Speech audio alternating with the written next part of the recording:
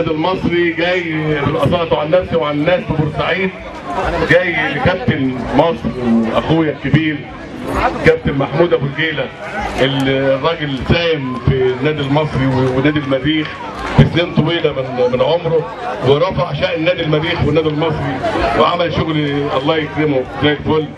انا النهارده جاي الصراحه شايف كوكبه جميله جدا من نادي الزمالك، وشايف اسماء كبيره جدا من الترسانه والزمالك والدنيا كلها جميله.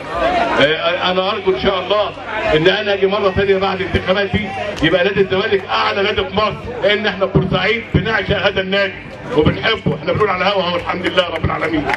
بنحب نادي الزمالك، بنحب ناسه، بنحب كل حاجه فيه.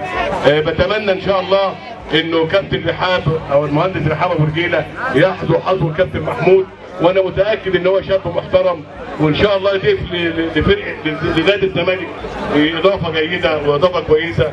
وانا متشكر جدا جدا النهارده على الكوكبه اللي شفتها النهارده دي، وانا سعيد بكم كلكم وربنا يوفق نادي الزمالك.